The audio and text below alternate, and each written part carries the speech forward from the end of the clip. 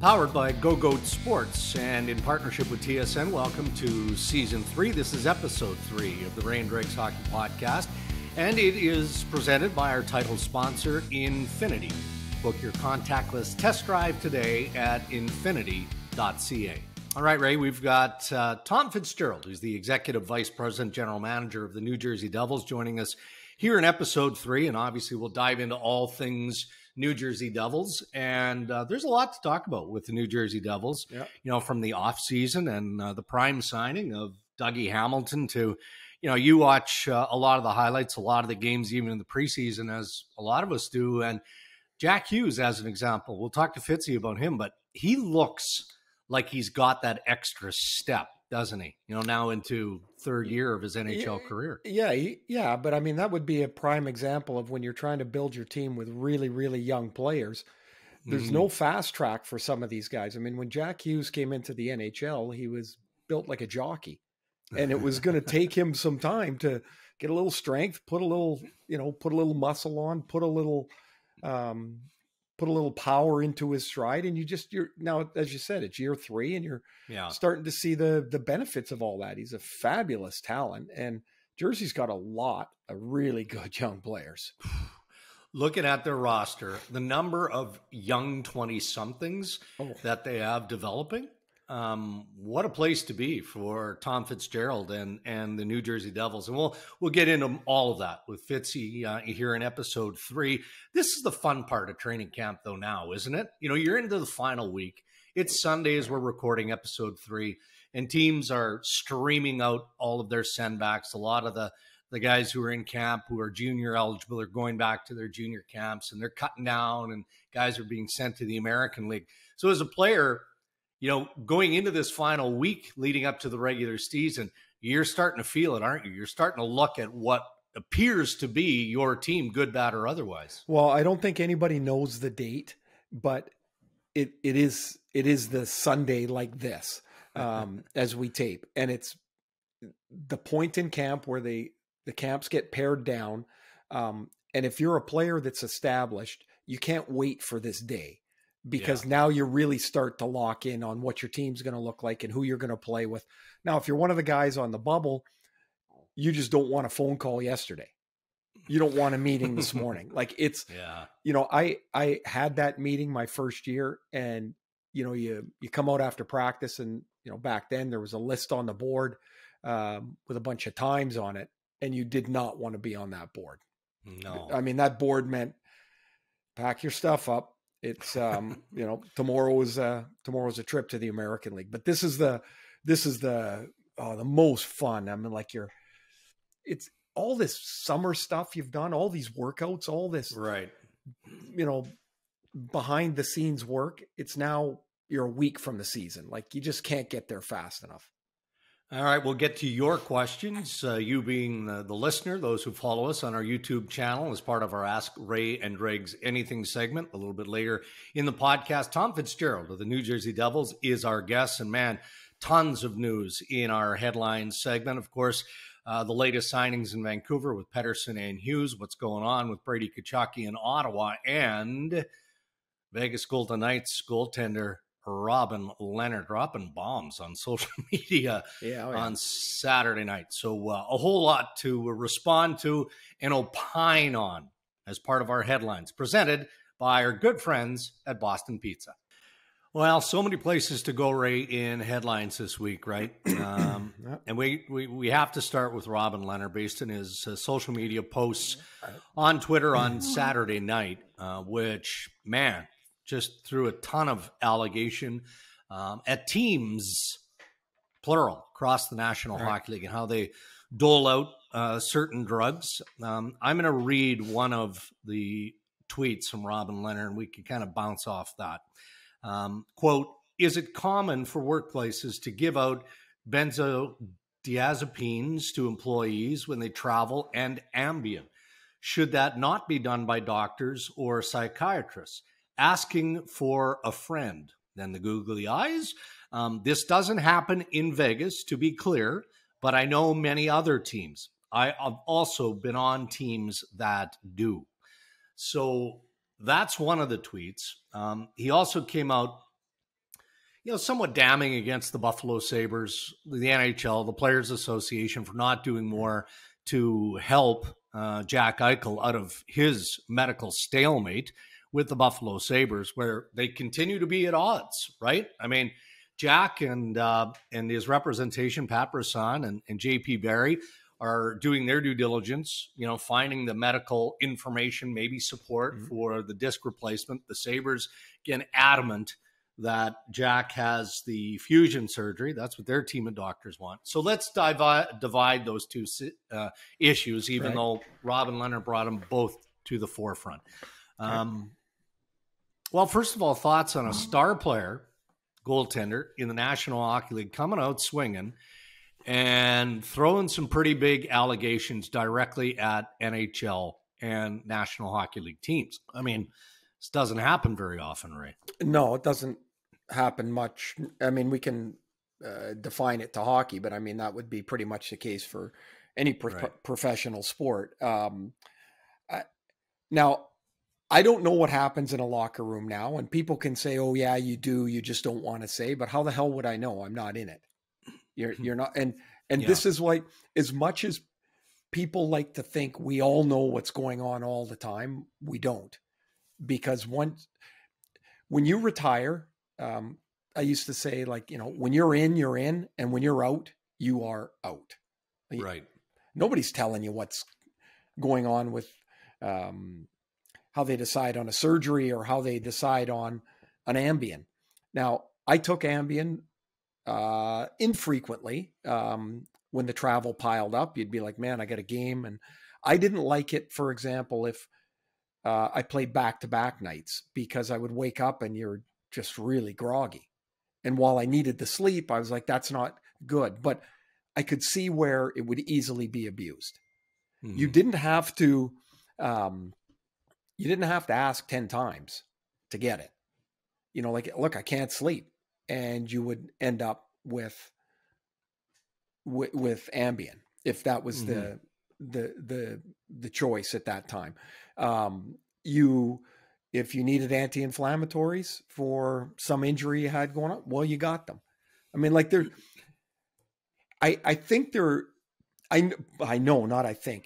I started, the process was not very organized. It's like, you got what you got. Mm-hmm. Then it became more, I'll say, regulated, or there was an oversight to it. But what Robin's alleging is that there's really not. And that's, that's pretty significant accusation. And again, I don't throw shade on it because I don't know. Right. It seems like it has to be addressed and investigated and understood. And that's what I take most out of what Robin has said here. Well, and so that's where it gets curious for me. Reach out to the National Hockey League and the Players Association. I guess I just assumed that both parties would want to get involved, right? I mean, it doesn't matter if you're a fourth line player, a fringe player, or in this case, you're the star goalie for the Vegas Golden Knights. When you get that sort of allegation thrown directly at clubs, by extension, the National Hockey League, be it the Players Association or the NHL, I would think that you'd want to investigate this, right? Or you'd at least want to have a pretty deep conversation with Robin Leonard to find out why he's throwing this out there. And furthermore says, I would be dropping more of this kind of stuff on a day-by-day basis. Right? So, honest dude, but the NHL basically says, look, we're here if Robin chooses to reach out and talk to us. And if he does, we'll follow up, and then we'll take the necessary steps to address when appropriate. I'm surprised by that, right? It's almost like the NHL is going, okay, well, I mean, this is one player's take on it. Doesn't seem like it's that big of a deal. Nothing to see here. Everybody move along. But it's pretty evident that Robin Leonard wants this information, his truths, out there, and it sounds like there's going to be more coming. the conversation, to me, would be important. They're important allegations. I'd want to know. I'd want to know what he knows. Yeah. I think so. Why wouldn't you call up the Vegas Golden Knights if you're the National Hockey League and say, hey, look, you saw the stuff with Robin and we'd like to talk to him. Can we get him in here for a day? And whether you do it over Zoom or you meet and fly and connect somewhere, I don't know. But to me, it would seem to be something you'd want to explore from both sides, both the Players Association, and the league. It's not just one nor the other. To me, it's kind of both. Now, his take on Eichel is a little bit off kilter, and what I mean by that is, and I don't have the copy in front of me, but he essentially said at some point, well, maybe Jack should just sign the waiver and get the surgery done that he wants, and doesn't matter what Buffalo thinks. Well, I guess, but how many dollars does Jack Eichel have remaining on his contract? $50 million. I mean, It's a guaranteed contract. He's not going to sign a waiver that puts that contract in jeopardy, right? If he goes and has a surgery that isn't endorsed by the Buffalo Sabres, and the league and the Players Association really haven't actively been involved, they're talking and they're involved to a degree, but if he goes about it that way, I mean, Buffalo would probably just suspend him. So, well, and I'll tell you why though, Dregs, is that this on a totally unrelated matter, but guys have wanted second opinions on their knees, their shoulders, broken bones, whatever, not broken bones, like knee surgeries, shoulder repairs, wrist repairs. They've wanted second opinions forever. Yeah. You can go get one, but you have to understand from the team's perspective that if players are just going and getting surgeries all over the place from the doctor that they think they like the best, or they do like the best, without signing a waiver, then that leaves the Sabres on the liability hook. Right. And so, because that would mean they endorse it. So that would be the holdup in that regard. Secondarily is, the guys that are looking for these opinions, they're at wit's end. I mean, they want to be healthy. They want to feel better. They want to get back to play. The one thing I've just never understood about the Jack Eichel scenario, Dregs, is that why does it take so long? We're not talking about 11 different surgery types. We're talking about 2. We're talking about the fusion or the disc replacement. So why can't that process in itself, to whatever conclusion it's going to come to, but why hasn't that process been able to move along much, much, much quicker? Well, and that truly is the concern, right? This season is quickly going to be a bust for Jack Eichel. Right. He's running out of time here. And for me, that's why I'm surprised, Ray, that the NHL hasn't been more actively involved. And again, the NHL, the PA are talking to all parties in this process.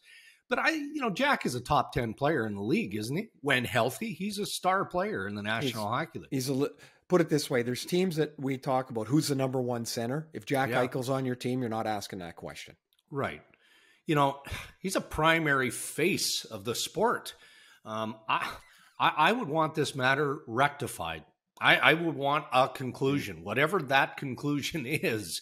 And look, it will eventually. I think, honestly, how it gets satisfied is Pat Brisson and CAA Hockey convince one of the teams with interest. And look, they're delivering that medical intelligence that they're getting day by day, week by week, to those teams with interest. Maybe one of those teams finally steps up and says, you know what, we'll do it. We'll allow him to have whatever surgery he prefers. We like the player, so let's move along with this. I feel like that's probably the only way that this matter is going to get dealt with sooner rather than later. So it's significant, and let's not lose the plot here. That all stemmed out, or the latest part of that stemmed out of Robin Lehner's comments yesterday, which I think we're both in agreement on, should be taken seriously and should be investigated. He took a pretty hard swipe at Alain Vigneault, too, now the coach, of course, of the Philadelphia Flyers, which I was a bit confused by, to be fair, but I don't know. When you're naming names and you're throwing an allegation, whatever it was, at Alain Vigneault, I'd be a bit surprised if there isn't some pushback coming from AV or the Flyers. So, all right, big news in Vancouver, and we're awaiting the next step in a process of negotiation with Brady Tkachuk and the Ottawa Senators. But we know that Quinn Hughes gets done at 6 years, $7.85 million AAV. Elias Pettersson, 3 years at $7.35 million AAV. I tweeted out the structure of each contract if anybody wants to get a hold of that. You like the setup of these deals and the fact that they're staggered. You've got Quinn at 6 years, and you've got some breathing room with Pettersson, even though, those bridge deals can get a little wonky too when you're going into, the latter stages of the second year. Yeah, I don't mind. It did seem like Quinn was going to have a more defined market, given some of the dollar figures that had popped this past couple of months for the defenseman. Interesting in Vancouver, though, is that, so Pettersson's AAV is significant, and he's their top forward. Well, next year they have a qualifying offer to deal with Brock Besser and Bo Horvat, and the year following is JT Miller. So a general manager has told me, you can plan and plot and do whatever you want with the cap. Eventually the cap wins. Yeah. And so you can criticize the structure if you want, but you got to get them signed. You got to get them into play. And, maybe the view, if people are critical about the Canucks cap spot, would be that they took on 7 years of Oliver Ekman-Larsson. Right. At 7 million, or 6 years at $6 million, $7 million. Yeah. They added $13 million in that trade. And you still have to surround these players, your best players, with other good players. Otherwise, they're just really great players that you can't win with. It's a sticky thing. It does add, to me, immediacy for the Canucks, because you're going to run into some dollar issues down the road, and it's inevitable. Hey, that's what happens when you have really good players. I look at that defense and I go, yay. Without Travis Hamonic, who doesn't appear to be, but with Hamonic not in the fold as well, you get to a pretty wonky defense in a hurry. Pretty thin. Yeah. Now, Dregs, correct this for me. So if Pettersson's third year is $10.25 million, his qualifying offer is what? Is it 80? Yeah. Is it 80% of? Yeah. So it's about $9 million then. Yeah. So JP Barry represents, CAA represents both. I looked at the qualifying offer and said beefy qualifying offer. And the response I got was yes, but under the new rules with this structure, it's actually $8.82 million.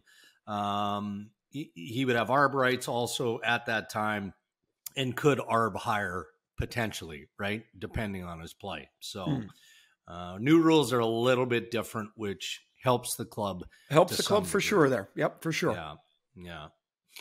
All right. Well, I think that's good for headlines today. I mean, there's a lot going on, isn't there? Yeah. Well, I'll tell you. So that leaves Tkachuk and Ottawa standing on the curb across the street from each other. They continue to grind away at it. But I mean, if the conclusion isn't Brady, back in Ottawa and ready to go for the start of the regular season, the Senators have a problem. They're thin, man. They're thin up front. So he's going to need some time. All right. Our interview in this episode is with Tom Fitzgerald of the New Jersey Devils, and it's brought to you by our pals at Canadian Club Whiskey, who are asking, are you over beer? Why not try a refreshing CC ginger ale with lime next time you're having a drink or just watching the game? All right, we're joined now by Tom Fitzgerald, the Vice President General Manager of the New Jersey Devils. And Fitzy, we're going to talk about the New Jersey Devils, how excited you are about the upcoming season. We'll get through some stuff around the Devils. And then we'll get to the better part of the interview, which is where you and Ray talk about your time on the island with the Isles way back in the day. So that's the juice of the podcast, right, Ray? That's where things start to happen. Well, yeah, put it this way. We had Stumpy on, and we've had Heels on, and you know what they're like. There is How you doing, buddy? Yeah, I'm great. I'm doing well. Excited to get the season started. Have some normalcy back in all our lives, and it's a really exciting time here in New Jersey during training camp, like it is through the other 31 teams, I'm sure. The fan base is excited. Players are excited. When Ray, when you see your team do things in the off season or even at the trade deadline, it gives you that extra, juice to knowing that management wants to help. So that's kind of where we felt this summer. So all good. When you talk about the summer and the moves you make, of course, at the top of the list was Dougie Hamilton. When you're evaluating your team and you see what you want to add, how quickly do you zero in on a player and say, okay, let's start doing a little more research on how he plays and where his salary might come in and all those other parts that come into making a huge offer to Dougie Hamilton? Well, I will say, here in New Jersey, we are very process driven with decision making, and we don't just dig. I would say a lot of teams say we don't dig just a couple layers down, but I could tell you here in New Jersey, we dig layers and layers and layers down. And the process starts early with information that goes to ownership and upper management. And I would say with our free agents or the potential free agents, all the behind the scenes work probably starts right after the deadline, to be quite honest.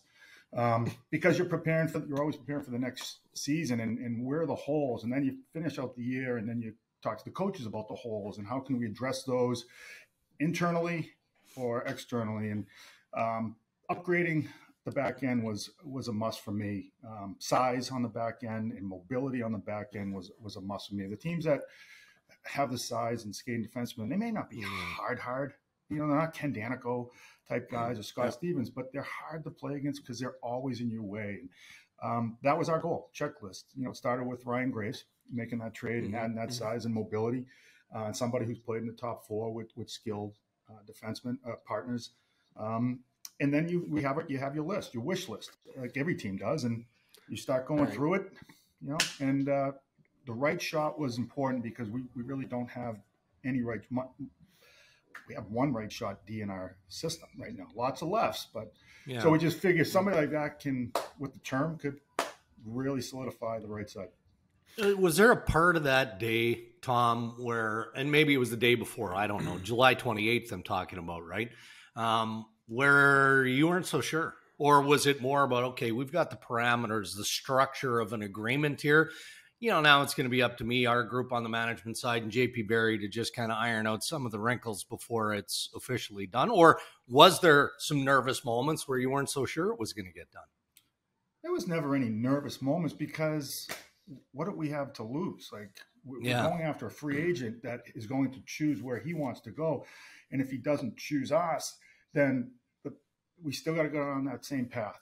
Drafting and developing, and then find pieces to offset what we don't have, maybe smaller pieces. But I will say part of the process was my team here put together a hell of a recruiting video. What's New Jersey? And I sent it to every NHL agent and said, if you have a free agent, I want you to, I don't know who will be on our list, but send this to every free agent you have. Ray, I mean, you think of New Jersey, and I know when I came here, all I could think of was the Meadowlands or Secaucus, because that's all you saw. It's a hidden gem, gentlemen. It is a hidden gem. You want city living, you go down to Hoboken, Jersey City. Actually, they have players who lived in New York City. It's beautiful. Suburbs are awesome, golf courses, the beaches. It really is a hidden gem in the arena. And the other thing is where playing in the island versus playing in LA. Like, the travel sucks out west, and here we're in our bed a lot of nights. There's only a couple teams that are in the same ballpark as us. And third, we're one-stop shopping here in New Jersey. We have we go to one place because we have our practice facility and our game rink all tied in together. So there's none of that double equipment, living here because it's close to the practice rink. So that's how it started. But with Dougie, I was never nervous. And I felt like around 3:00 that day, I think this is going to get done. It's got to be a good feeling with all that work. And then you finally get that last phone call and say, yeah, we're in. It's got to make you guys, jump forward a little bit, right? Well, I think the biggest thing, Ray, is he chose us. Like the big fish chose us, and the work, like I said, with how my team put into it, recruiting, understanding where we're at, more importantly, where my team's at, and the growth and where we can get to with the talent that we have, and how well, these kids are developing. And I'm talking the Jacks and the Nikos and the Brats and the Zakas, Ty Smith, Mackenzie Blackwood. Like, there's a good core here that we can build with and continue to draft and develop well, because we got a couple young ones coming that are really good too. And but finding that adult that can come into the locker room and help us. But he chose us. So yeah, hopefully this is the first domino for the future New Jersey Devils and being a destiny for free agents. Fitzy, I'm looking at your roster. You got 3 guys that are 30 years old. I mean, that is an unbelievably young group of players. And a lot of them took a nice step last year. How do you guard against that, that little fade as you get into a longer season, and then a few more people around the league will know more about your players? Can you guard against that at all? I think it's just the maturation of an individual and playing, that full schedule this year. I think it bodes well for a young team. Young, exciting, great legs. You may not get the blues of February because we're just halfway through. The one area that I think has been extremely helpful for that is Lindy Ruff and our coaching staff and the experience that we have behind the bench. And when I say open door policy, I mean, you guys know Lindy. I mean, his attitude it's just contagious. His personality and he helps with all that. Time management on the ice is something that with the tracking and what you can do with players now, and maybe managing their practice time and in the weight room, that's real, to be honest. You mentioned earlier on about Jack Hughes and Nico Hischier. He didn't play much last year at all.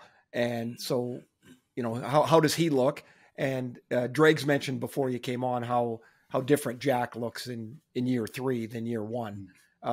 Where are those 2 young centerpieces at for you? Well, Nico, you're right. Nico had a tough go last year. When I got the news on December 1st that he had an high ankle sprain. And you know what, Ray, it actually reminded me of you because you had a broken leg, I remember. But it was down by the ankle. But I never thought but technically the leg. And so that's what he had. So we battled through that, got him back on. COVID hits. And then he takes a puck in the head, and then he's out. But you know what? He looked really good the other night against the Rangers. He needs some time. It was the World Championships were good for him to continue to play. So unbelievable young leader. Reason why we decided to give him the C last year was, as you know, Ray, being the captain, there's a lot of pressure on you. There's a lot of things that are on your shoulders. And I want to take those things off early and let him experience in a very small window to get the rust out or understand what a captain does. And just more importantly, go be yourself. So fantastic young leader. Jack, he took a huge step last year. One in the weight room. The little boy started to become a young man. And that's where he's going. And you just watch him, the edge work, he takes me out of my seat. I know that when I watch him play, but he worked like a shot. There's more zip on his shot this year. Face-offs have been a lot better.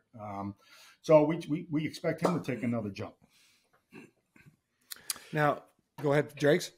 Yeah, no, Fitzy, I was just going to say, you mentioned Mackenzie Blackwood as being a big part of the core moving forward. And I don't think that should be disputed in any fashion. But, it's been made very public that Mackenzie, for his own reasons, decided not to get vaccinated. Has there been a change in his position, or is this just something like other players around the National Hockey League that the New Jersey Devils and teams are just going to have to find a way to work around? Well, for the record, he never said he was not going to get it. He just hasn't found it in him to get it yet. There's a time that he's telling us he looks at the schedule probably and sees a runway of X amount of time. We've made him fully aware, and he knows what the consequences are if he's missing games. So, to be honest, he was actually in the seat at one point to get it and just got up and left. So he's not saying I'm not doing it. He's just saying I'm not doing it today. I'll figure it out. I'm not sure when. Like, there's never a no, but it's tough. You know, I wish all my players were vaccinated. Our company wishes. Well, our company actually mandates everybody who works for HBSC needs to be mandated by November 1st, or else. We can't do that in the National Hockey League. But you know what? The biggest thing, and Mackenzie knows, I'm going to hold his feet to the fire with the protocols and the rules. Rules aren't meant to be broken. They're broken, there's consequences. So, and if you keep breaking rules because you're protected by a certain union, and I'll stop. But the people who are surround you, the equipment guys, and they're allowing you in their room, and they're not. Said I'll send them home and I'll suspend them. So there's consequences to action. So with that being said, this has nothing to do with him getting a shot. It has everything to do with the protocols that he has to adhere to, or else. So, but he technically he's never said no. Right. It's such a, I'll say divisive because I can't think of a better word, topic, but when it becomes one of your players, does that have to be addressed by you as the group, or does the word just kind of filter around? I mean, obviously everybody knows, but is that something you have or Lindy has to address with the team? No, individuals, we've talked to our leadership group on it and just get there. And listen, I have players, and we've read lately, there are players out there that did not want to do this, but did it. And my message to that message from players, because I have a couple, I said, but you did get it. You got it. So, we talked about the protocols and the rules. I put it on the players too. I said, guys, you don't understand. He's back in 2020-21 bubble, even in Jersey City where he lives. Yeah. So if you want to, you're not supposed to go to dinner with him. You're not supposed to go. You guys can do it. He's not supposed to. But if you allow him to do this, you're breaking protocols too. I said, so you guys have to police this. I can't. And then everybody tells me I had a really good talk with him, and he's really, the planks, he's going to do it. And I said, I don't want to hear it. Just tell me when he gets it. That's it. Because he's going to sit in a separate locker room. He's going to sit by himself in the bus. And when we start making long trips, people around him are going to have to wear masks. And you got a shot not to wear a mask. So, this is what's coming down the road, guys. So to your question, Ray, I've made my players aware of it, and let them hear it, because it's going to affect them. Oh, it's when you so now you're steamrolling to the season. What does the start of the season look like in your head with your schedule, with your young team? You've got a new goaltender as well in Jonathan Bernier. You got Dougie Hamilton. You brought in Thomas Tatar. What does the start of this all look like for the Devils? Right now we're trying to find chemistry. What kind of steps can guys make? Who are this year's Sharon Govich and Kukkonen, guys who just went popped last year and wow, good players. Who are those guys? But finding chemistry, we have 3 more exhibition games. Does Pavel Zacha go back to the middle because he's center by nature, or keep that line together with Hischier and Brad, or can we spread the wealth a little bit and continue to add depth? I think we've added depth. We've got some PTOs in here really fighting for time and a contract. Young kids look good. Mercer, Holtz, Tice Thompson. Nolan Foote, these guys all look good right now. So it makes you feel good, but I think more importantly, it's, solidifying the goaltending, obviously partners on the back end. Special teams has really been a focus for us this camp, in line combination. So no different than any year, but just a lot of excitement. Again, I think just with more depth comes competition, and with competition, as you know, Ray, you drag the best out of athletes. Well, it's funny, like we were talking just prior you come on. So Sunday, usually this Sunday of camp is whatever the date is. That's the big cut down day when a lot of players get released, sent back to juniors, sent to the American League. I always looked at this day like almost like the start of the season. Like it was the day things kicked forward. You probably had a day off in most cases. Does it feel like now you're on that Not final yet. runway? Yeah. Because that's what because we not still yet. have Okay. just under 2 weeks. We don't open up until the 15th on a Friday night, not the 12th, Right. like every team. But we know the schedules has to be in, or the rosters have to be in by the 11th. No, we still have 2 teams now. We've cut some guys today, enough for 2 solid groups of practices Right. and Okay. managing everybody's time and how we can condition them and things like that. We play 3 and 4 coming up again. Then we'll make the big cuts after Friday. So we'll still have a good solid week with our group from Saturday to our opener on the 15th on the Friday. So if I look way back 25 years or whatever, who's the Tom Fitzgerald on this team? Who's the guy for energy, for toughness, for penalty killing, for all that stuff you used to do with your Boston edge? Like who is that guy on my team? I would say right off the top of my head, Tice Thompson comes to mind because of just the work ethic and just the motor just never stops, and he's got some skill, and that wasn't a first round flop like me. But he's a smart and he's very versatile. So right off the bat, I would say as a prospect, him, you kind of gravitate towards those guys. You root for them a little harder. And you know what, Ray? To be honest with you, what I loved about development when I started in the business on this side of it was I could relate to the norm of the league, not the exception. Like Jack and Nico, they're the exception. Yeah. I don't understand them. But like somebody like Mike McLeod I would say Mike McLeod is like me. He skated better than me, but helping him understand the role what he will play in the NHL versus the role he was drafted to play in the NHL, completely different. And the best part is when he accepts it and you see him take off because he does have skill. And Al Arbour is the one who gave me that advice. And he just said, you're not, before you got to the Long Island Ray, he just said, you're not going to play in any of my top 3 lines. You got Trotch, Sutter, and LaFontaine. He said, but if you can do this, and this, physicality, versatility, penalty kill, he said, Christ, if you got 10 goals in this league, that's a bonus.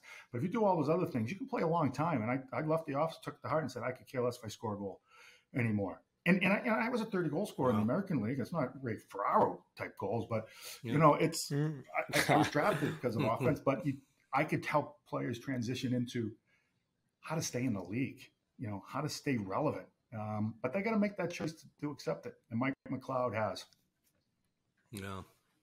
You know what's pretty cool about that story, Fitz? I think all of us have an Al story like that where he called you in at whatever various points of your career and just gave you the goods. And then you stood there because the meeting was over and he said, well, that's it. And then you go. Yeah.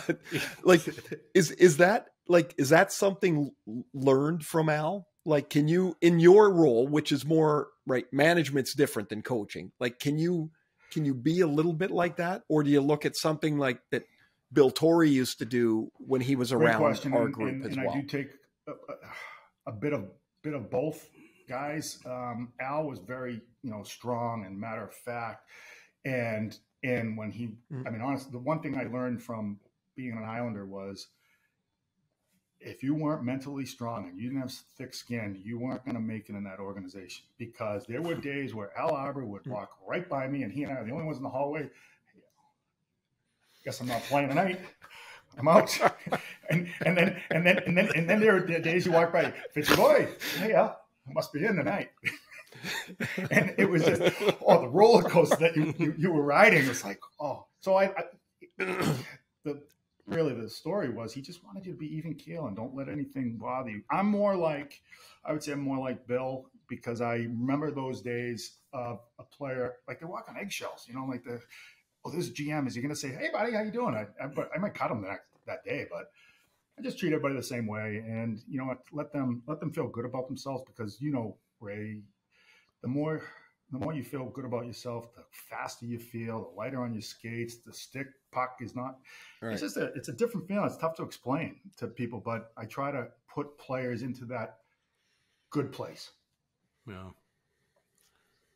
Now, go ahead, Ray. You asked Fitzy who on the current New Jersey Devils roster is the closest to Tom Fitzgerald. So I'm going to be a terrible question. Who's the Devils' Ray Ferraro?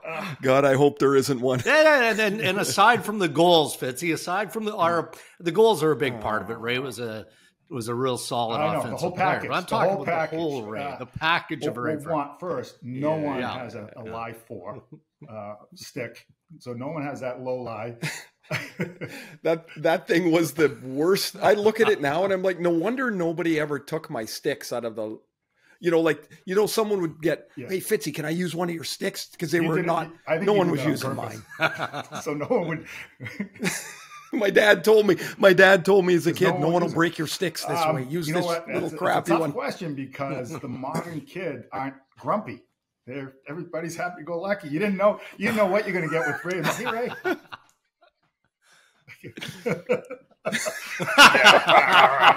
Okay. And he'd smile and his cheeks would crack a little bit. He need some Vaseline, but who on my? I don't have any. I wish I did. I wish I had somebody who just type A and go in and go tell you right to your face. I promote it. I don't have anybody, to be honest, like that. Geez, Fitzy, I got to be honest. When I hear this, from guys, I'm like, damn, what how you have a picture of yourself? This picture's crystallized over the years, and I'm not so sure I like the picture. It's like, what an asshole. I was like, geez, man. He completely complimentary in his own game, and completely in a way that if it wasn't up to the standard, he felt he was letting the team down.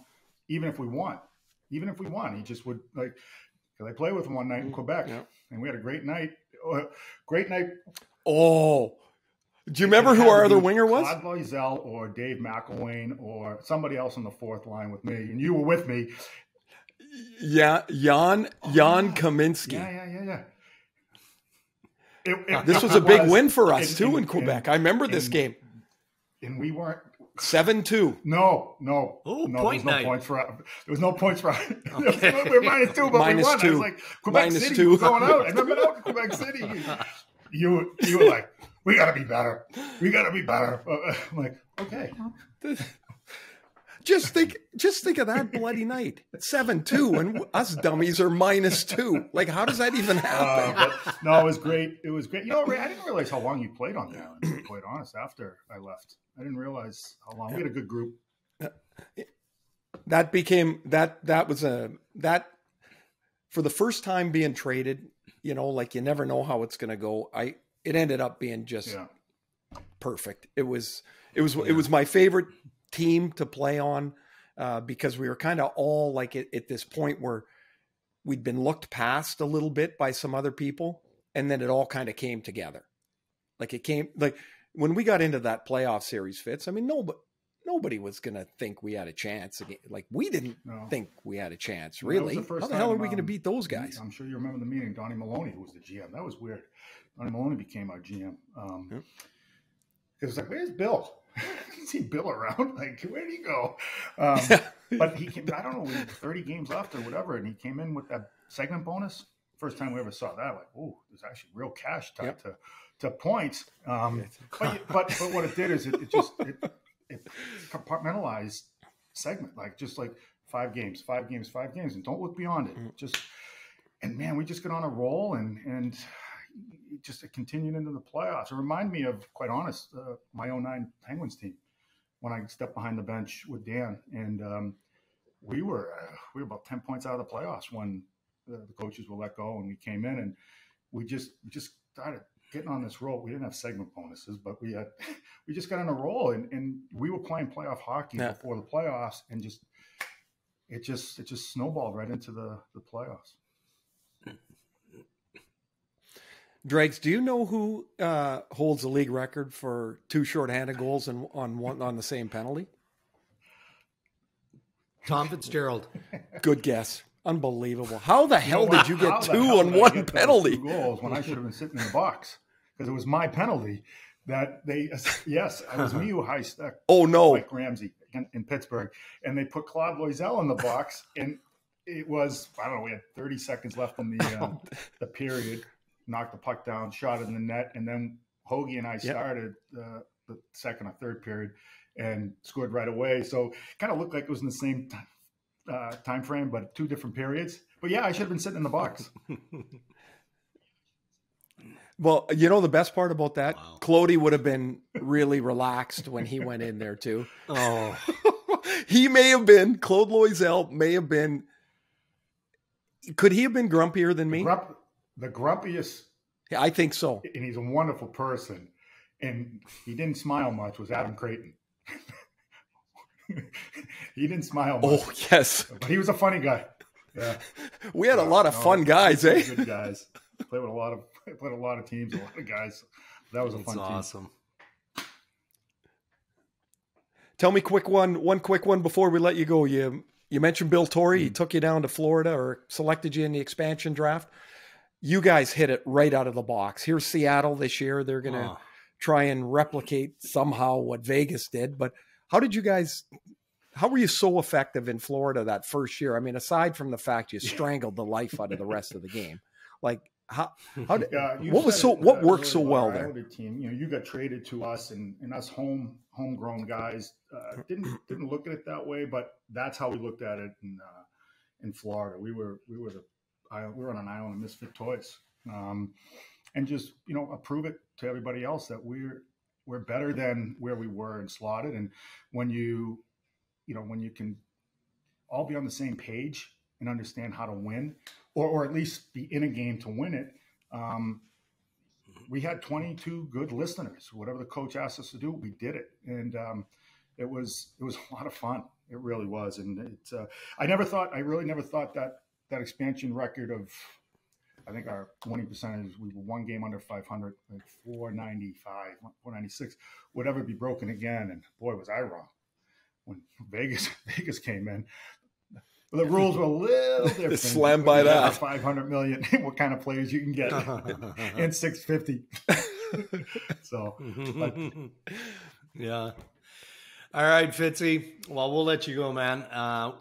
You've come through a real incredibly busy time of the off season now into training camp, and big decisions coming for the New Jersey Devils with some of your young developing players. But I think a lot of us are excited to see what's next for you and the Devils, because it looks like a team that's most definitely on the rise. Awesome. So good luck, and thanks for joining us here. What a privilege.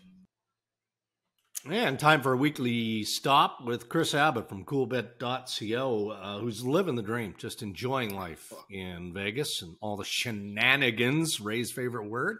It goes on when you're traveling in I didn't Vegas. know Kris was going to be here this week. I thought we might be MIA for this hit.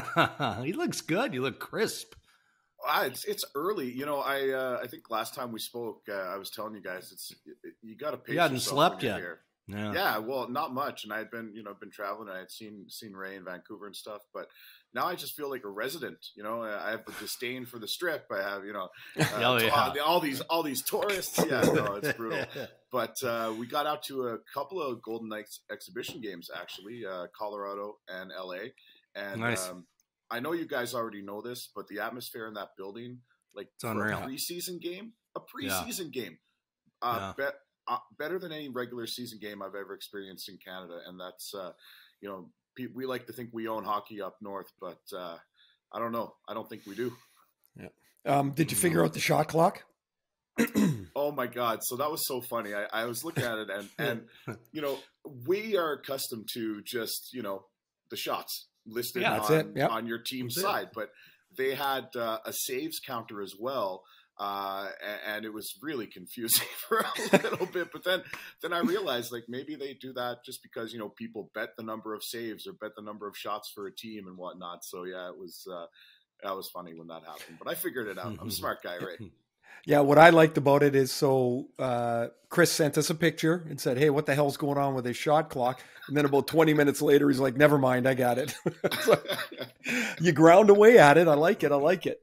Yeah, but no, what a great building. The atmosphere aside, just the building itself it was beautiful. Yeah. And I got to see it from a couple of different vantage points. So for anyone out there who hasn't been to a game at T-Mobile, and I'm sure a lot of you have already heard about it. Oh yeah, it's fantastic. Put it on your list. Yeah. Yeah.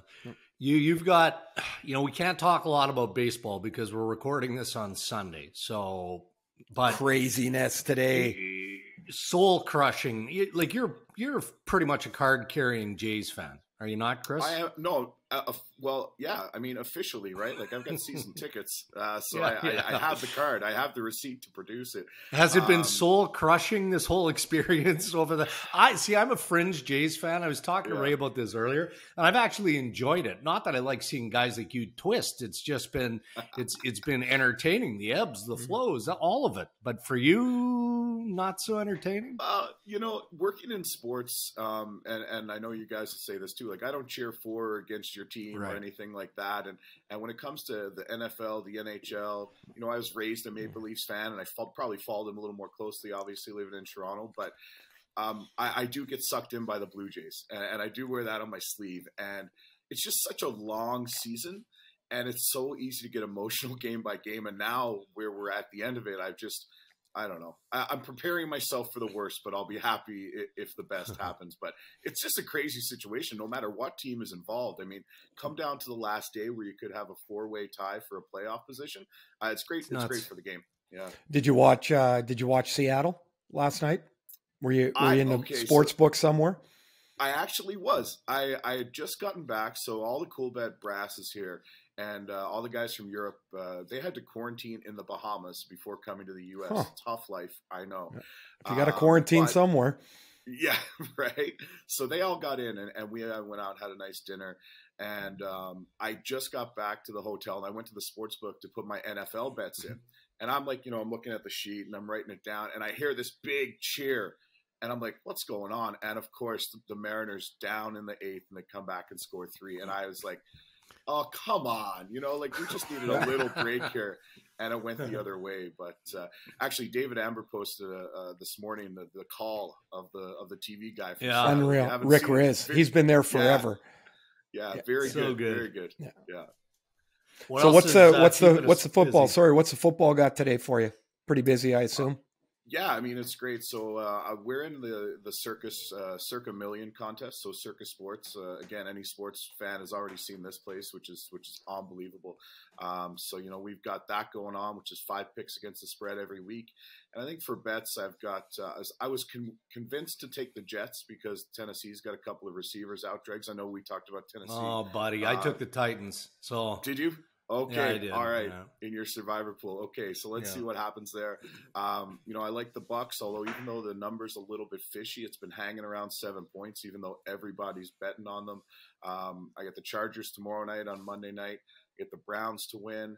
That's all I can think of off the top. Oh, and the over in the Minnesota and Minnesota Cleveland. I've got the over in that game as well. So we'll see what happens. Good deal. Well, that'll keep you busy. Anything else cooking this week for Coolbet.co? Well, we're getting right up into the hockey season, so the props are getting a lot of attention now. And we hate to make it a Leafs-centric conversation, but their point total is at 106.5. Tampa Bay's is 105.5, and I think the only team with a higher point total on the book is Colorado. So, listen, guys, I don't know about you, but I don't know that the Maple Leafs are going to have the second best record in the league this year. So I think I'll be taking the under on that. And they've got Matthews' goal total set at like 56.5, whereas Pasternak is like 36.5. So, I mean, come on, right? Like these guys are both obviously amazing goal scorers, but I'll be taking David Pasternak's total for sure. Excellent. All right, Kris. Well, thanks for doing this. Enjoy the rest of your time in Vegas. And perhaps when we do episode 4 next week, you'll be fresh again, well rested, and back in Eastern Canada by that point? Next week? No, I'm still here. Jeez, One more NFL Sunday, and I may or may not take in the Seattle Kraken Vegas Golden Knights opener if I'm lucky. Nice. Just think you're going to walk by the desk and somebody from behind the desk is going to yell, "Go home, man. Go home."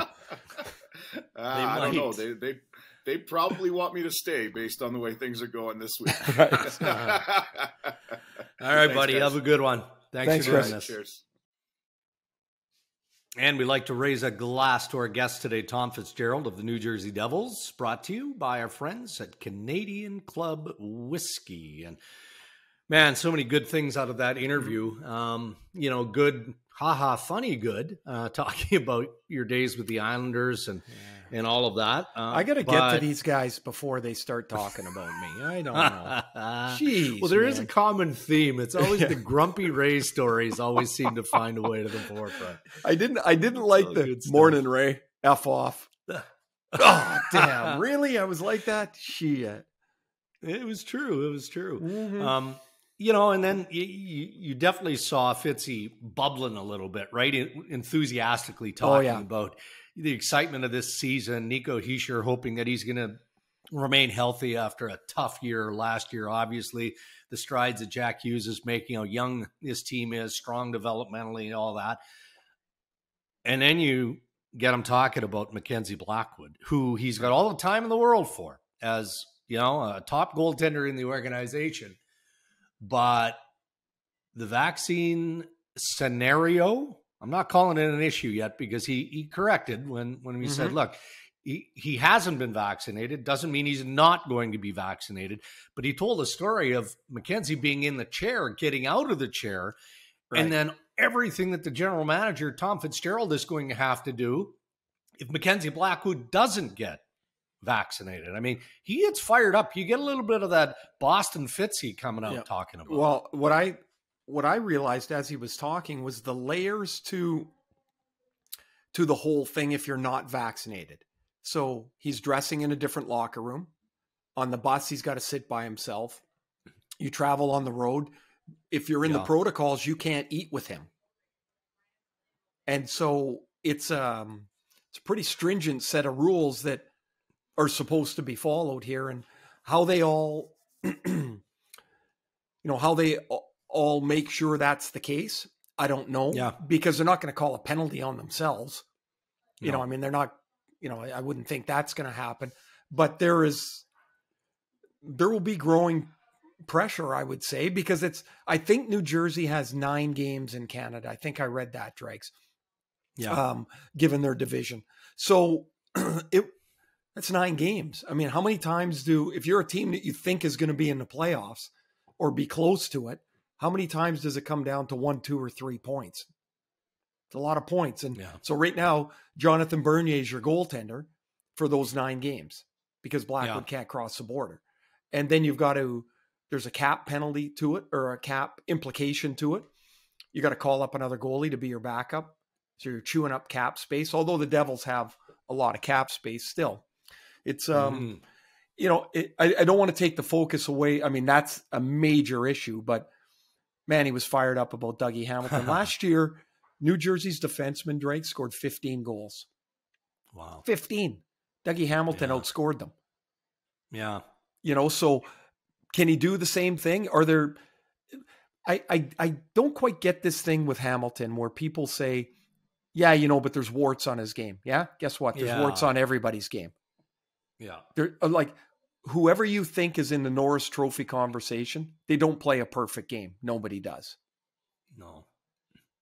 Well, as happy as Fitzy is, and he mentioned Lindy Ruff as part of the interview, I bet you it's tough to smack the smile off Lindy's face, right? And there are growing pains here. It's still a very young team, as you identified. But you bring in Dougie Hamilton, you look around, if they can get the Blackwood scenario figured out, I mean, they've got Jonathan Bernier, they've got other options that maybe can close some of the gaps. But I think we need to start looking at the New Jersey Devils as a team that is legitimately turning the corner. Fair? For sure. Tom went quickly by Dawson Mercer, mentioned he's having a really good camp. There's another young guy. Look at their roster. If you really want to amaze yourself, just pull up the Devils roster and look at the ages. Thomas Tatar's 30. PK Subban, I think, is 32 now, which is hard to believe. And Jonathan Bernier's 33. That's it. Mm-hmm. Like they're all like, it's so young and they're talented and they've got good size to go with the talent, which I think is really, really pretty critical. So I'm looking at the Devils as a team that people will look past for the first half of the year, and maybe they shouldn't. Ray and Dregs Season 3, Episode 3, presented by Infinity, continues. Ray and Dregs Rapid Fire is presented by Netcoins. Netcoins makes it easy for Canadians to buy and sell crypto. Visit netcoins.ca. Check Rapid Fire with... that's not right. I'll do it again. Check Rapid Fire with Gino Retta. And this week with Mark Giordano on Ray and Dregs socials. All right, ask Ray and Dregs anything. Each week, Ray, we ask our fans to fire off questions via Twitter, Instagram, Ray and Dregs, or on the website, rayandregs.com. And no shortage of questions coming our way on all of those socials, including Instagram. We'll get to some of those. First, Coast to Coast Hockey on Twitter, Ray, wants to know who takes home the Calder this year. And he says, I think Caulfield is a little bit overrated. So is it Zegras? Too soon to say? What do you think? Well, Caulfield would be the front runner for me because he's played some games, right? Because we've seen him and shown an ability to score. Like Trevor Zegras hasn't really shown anything yet. So you can say, yeah, sure, of course he's in the conversation of it. Could Moritz Seider be a guy that can impress enough to be in that mix? What if Sergei Bobrovsky gets out of the gate slow and Spencer Knight takes over in Florida? Like, could Spencer Knight possible, right? Yeah. Could he be a player? It doesn't seem like there's a standout guy like that you can look at and go, oh yeah, this is the guy. Right? It doesn't seem like that to me. I have Caulfield as my favorite or what have you, front runner at this point. Ask Ray and Dregs Anything is presented by our friends at Endy.ca. Endy, the 2021 winner of the best mattress in Canada. All right, now let's go to Instagram. Revisiting some of our headlines. All right. Okay. AJ Tronut. Does Vegas regret trading the reigning Vezina winner with what Robin Lehner is doing on Twitter right now? I would say no. But I would think that organizationally there'll be some discussions with Robin. Not muting him. You're not going to do that to Robin Lehner. He's a grown-ass man. He can say whatever he wants. But I think that there would want to be some form of understanding with what Robin Lehner is doing. I think it's completely naive in 2021 to think that every player is going to walk in a straight line and toe the line and say, oh, gee, golly, this is great. And we're the league's great and the game's great and the team's great. And that's just not the way it is anymore. So you have to accept that everybody is going to be themselves. As far as the Fleury deal, no, if Lehner stops the puck, you can have, it's just stop the puck. He's allowed to have his puck. Yeah. And I would say the same thing if he was a winger. I'd say just score. Yeah. Just do what you're supposed to do. And as far as the opinion and his comments, they'll have to deal with that, and the league will have to deal with it, and there'll be a larger discussion around it all. However, I'll say Fleury had to go. They're stuck. They had to clear cap space. You can't have $13 million in goalies. So each night you have $5 million minimum sitting in a ball hat. You can't do that. And so they had to make a choice. No. All right. Back to Instagram. Xavier.Halterman is asking, Ray, are the Edmonton Oilers deep enough to keep up with some of the top teams in the West? We just talked about Vegas. Are the Oilers there yet? I think they're close. Of course, lots of it's going to do with what happens in the crease. Can those guys, can Mike Smith replicate last year? Can Mikko Koskinen be a little bit better than he was in the past? And if it's good enough, can they get to the deadline when maybe somebody else springs loose? Is Duncan Keith got game left? Does he have game left at a number 3 defenseman level? Can Cody Ceci play as he did in Pittsburgh? Not the Cody Ceci that got, run out of Toronto, but the Cody Ceci that went to Pittsburgh and played really well. Like, those are significant questions. Can Evan Bouchard take a top 6 role and run their power play? There's lots of questions, but lots of questions mean there can be some answers too. All right. One more for you, Ray, on Twitter from D_Stewart. If you are Kyle Dubas in Toronto, what do you do with Morgan Riley? Do you let him walk into free agency? Do you trade him before that point? Or do you just find a way to sign him to the extension? I'm doing nothing right now. I'm having conversations with Morgan and his representatives. I'm telling them how much he means to us. I'm saying, hey, look, we got to see exactly where we are come March. And if we think this is a legit contender with the guys that you guys have all taken a step and we all think this is a legit contender, we'll get you signed. And if we can't, they might have to make a decision in March, but that's not a decision for now. All right. That's Ask Ray and Dregs Anything. Again, submit your questions to us on Twitter and Instagram at Ray and Dregs or on our website, rayanddregs.com. Man, you're getting busy, aren't you, Ray? I'm just coming out of a busy week. I've got another busy week, but okay. So here goes the week. I got Monday, fly to Toronto, game Tuesday. Yes. In Toronto, Montreal. Is that Toronto, Montreal. Tuesday? Yep. Tuesday. Yeah. Okay. Next morning, tape top 50 players in studio. I got out of that, by the way. Yeah, I'm sure you did. Yeah, I said, I'm not doing it this okay. week. Anyway, to you. Then I got a press conference thing with NBC for the start of the season. That's nice. While I'm in studio. Then I get in the car and we got a production meeting on the way to the airport. Fly home. I'm home Thursday, Friday. COVID test Friday for my flight Sunday to Tampa for game Tuesday. Monday, by the way, I got to get the COVID test to come back. Oh, and what if it doesn't? Then you're not going to wherever. Then I'm not going to Ottawa, and I'm just going to stay in Tampa for 2 weeks. So that's the next 10 days. We're off and running, Dregs. I'm excited. You know what? I'm excited for lots of reasons. Yeah. I'm excited to go back to work. I'm excited to step into a little bit of normalcy. I'm excited to see the fans at the rink again.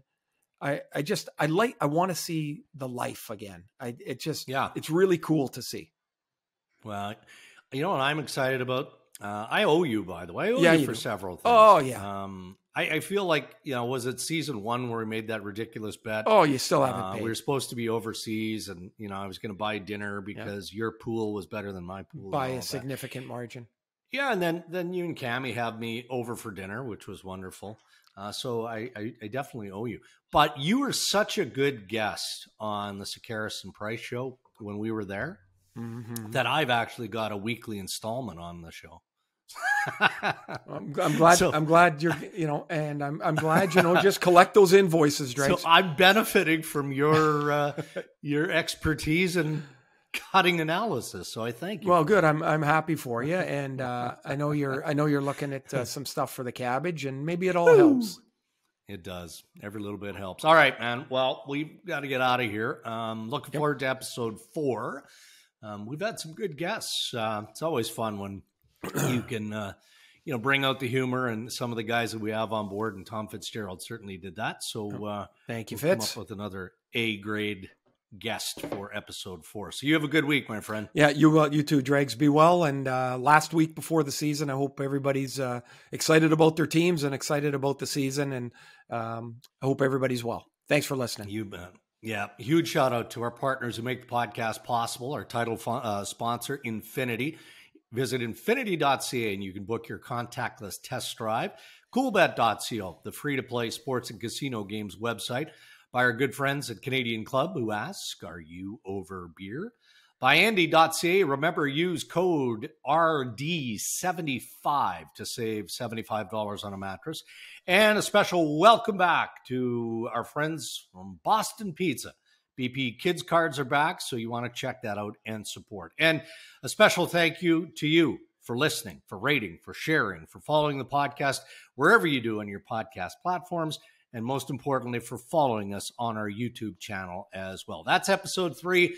Episode 4 is setting up to be a beauty as well. In the meantime, everybody, stay well.